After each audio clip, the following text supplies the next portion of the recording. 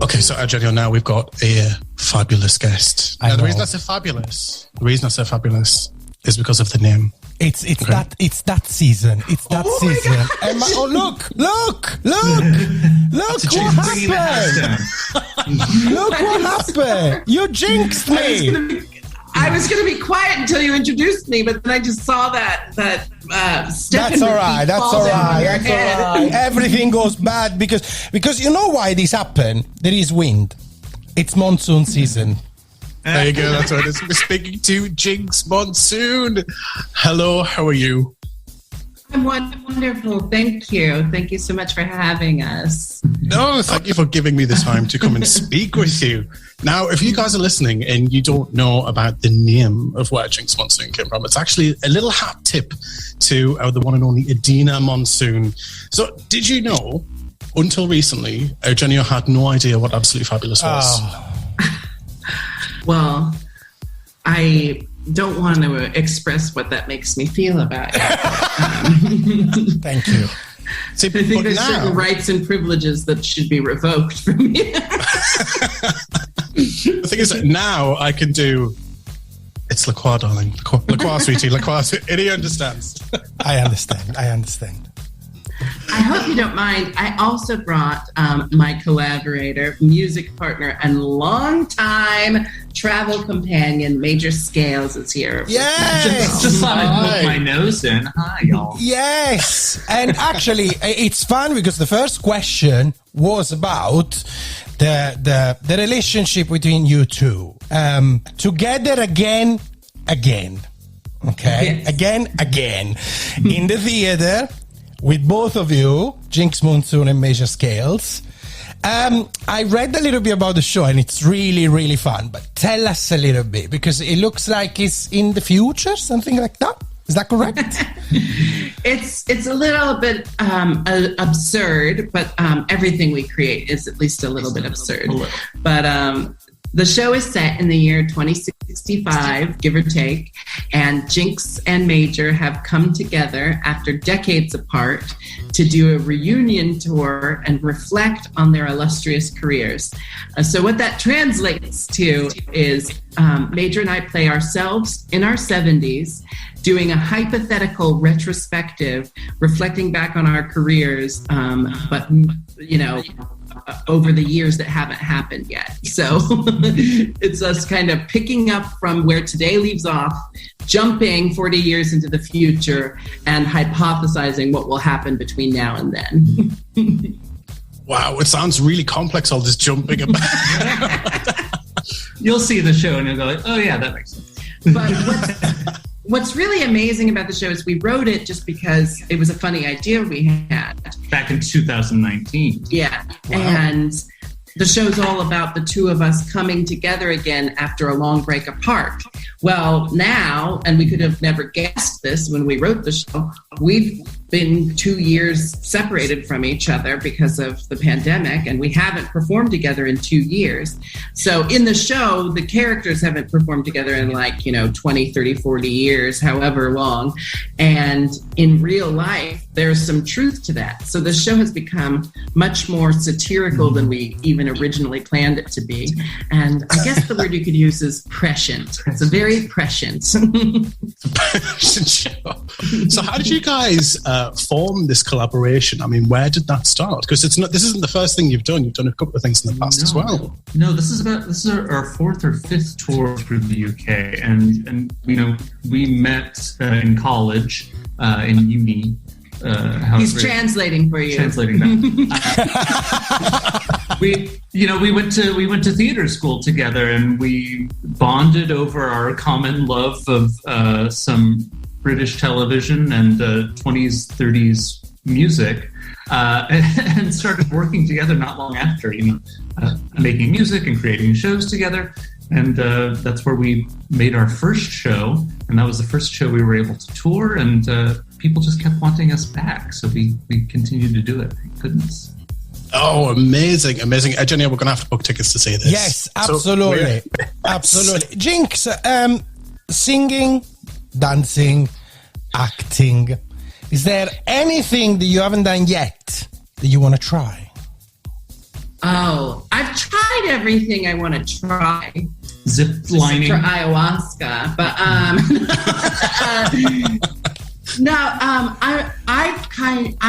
okay. So it's kind of been one of my best benefits in life is that I knew at a very, very early age what I wanted to do with my life, and I chose at a very early age to go full speed in that direction and really commit my life to it. So I started drag at like 15, and I started working in nightlife at like 16, and I've pretty much been doing it ever since. So the double-edged sword of that is I've gotten really honed in my skills that serve me well on stage, and I can't do basically anything else. I can't do simple math. I'm not outdoorsy. I'm not very athletic. But I do this one thing really, really well that it makes up for almost everything else. Basically, we want to do this, but more. Yeah.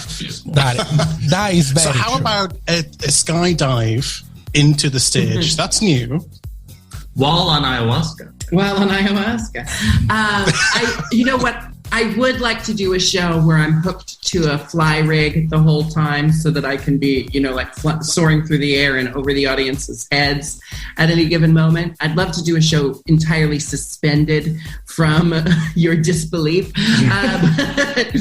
But I know how that went for Spider-Man the musical, so maybe I should just count my blessings that I'm still earthbound at this moment. Well, yeah, speaking of singing and dancing, I mean, what's your current favorite song and track? I mean, what's the thing that gets you moving and dancing? I will say, given that we got Jinkx and Major together, which of your song you want us to play? Yes. There you go. You can pick from any album, okay? Inevitable, Ginger Snap, whatever. What's an underrated song? Underrated song. Well, I was going to say my favorite and probably our most popular song is Cartoons and Vodka, which has a really, really wonderful animated music video, which you can see on YouTube. And I kind of, when you asked me what my current song is right now, I was going to say We Don't Talk About Bruno from the movie Encanto. So it's all a rich tapestry. We're very inspired by cartoons. But nice. Anything from the Ginger Snap would be lovely to play for your audience because it gives a good idea. Yeah, that's a good tour of our musical taste. That was our second album in 2018, and we're working on our third right now. And we'll hopefully be releasing singles from our third album this summer. Amazing. So if you guys sit back and relax, I'm going to go and find a track through our library, and I will play that right for you now.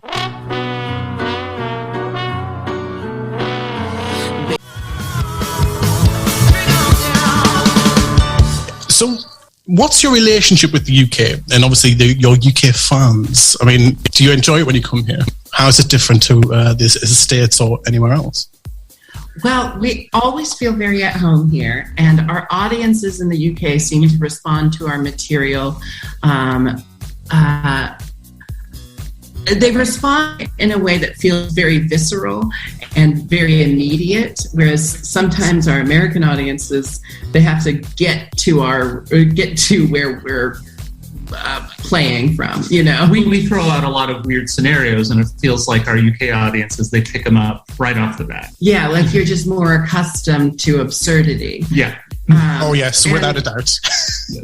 And if you ask like how I enjoy living and working and performing here, I'll just say that I just married a British man. Well, not just, we've been married a year now. So I'm basically bilingual, and I'm obviously a big fan of British people. Okay, so first of all, I remember when I read about the wedding, and it was one of the sweetest things that we had during the lockdown. Let me say that.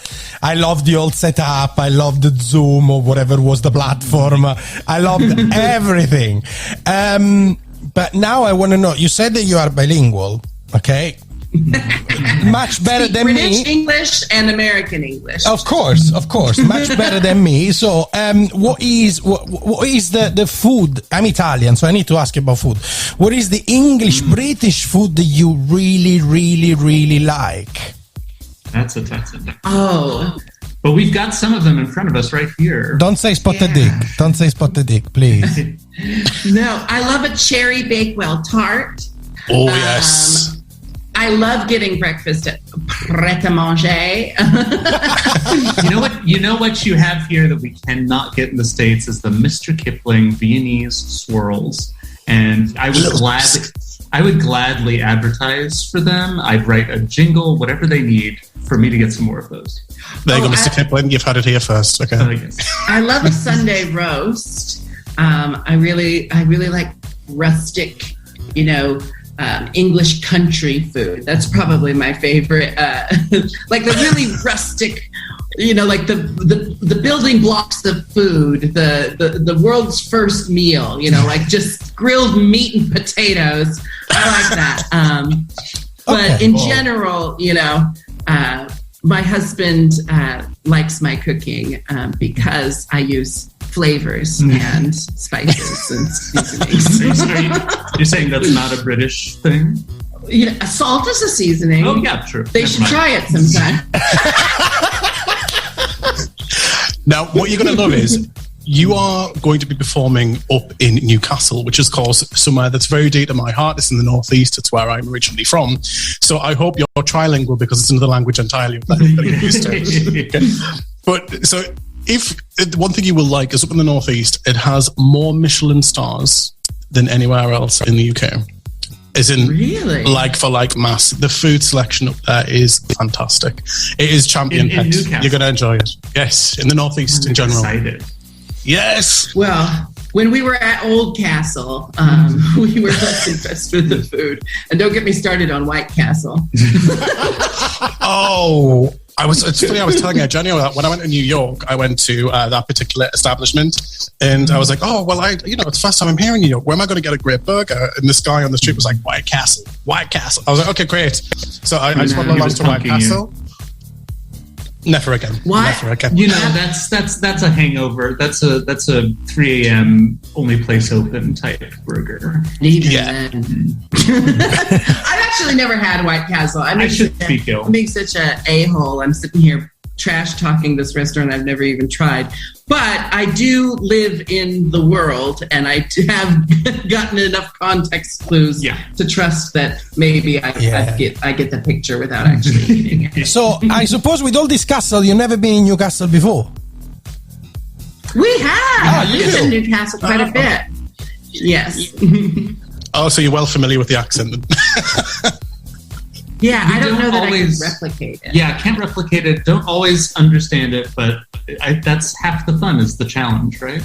I'm trying to get better at a Chelsea accent. I've been practicing that. What's your Chelsea? A Chelsea accent. Would you like some breakfast? Okay. Bacon on ciabatta. Okay.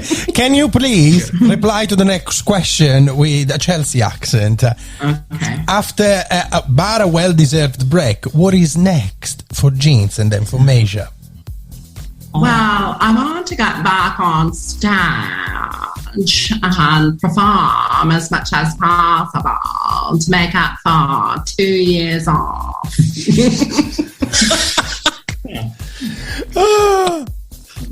Major, I don't blame you. Major, what about you? Yeah, I mean, after 2 years off of the Where's the stage, accent? I can't do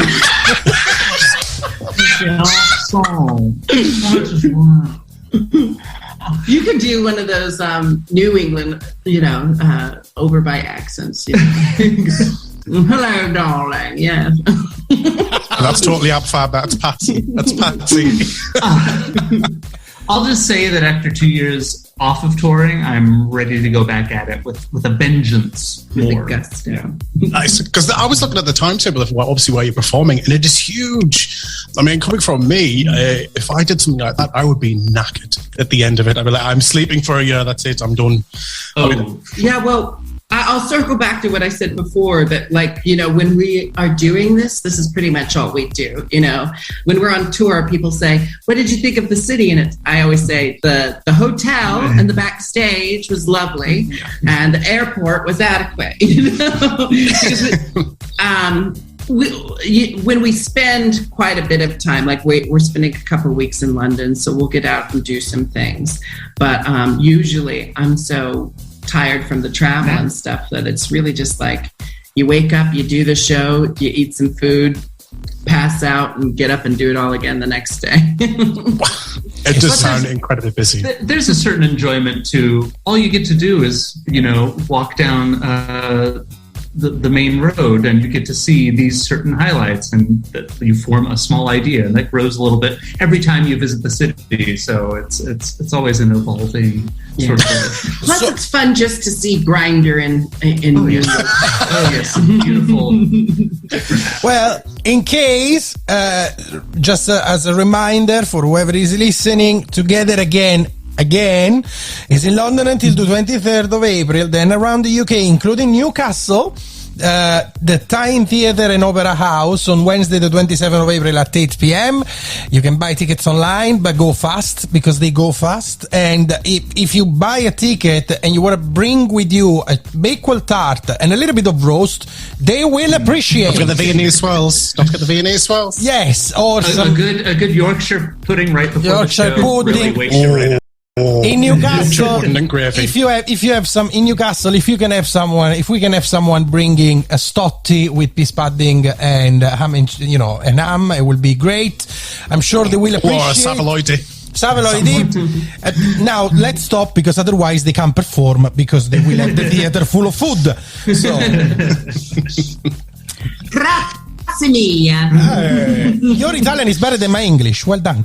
The only Italian I know is singing terms. So if you wanted to have a conversation, I could tell you, you know, like fortissimo, piano, sottovoce. Sottovoce is my favorite. Sottovoce. Why you know fortissimo? It's louder. Yes. You know. I'm singing, I'm like, and someone says fortissimo, and I say, She's always fortissimo. Of course. My bass line is at forto mutando. I'll just smile and nod, because I have no idea what anyone's saying right now. It's fine. Don't worry. It's fine. We're talking Italian, Mike. It's fine. Bibbidi bobbidi boo. No, it's not bibbidi bobbidi boo. And stop doing the hand. Jinkx, Monsoon, Major Scales, a massive good luck, and thank you for being on Glitterbeam. Oh, thanks so much.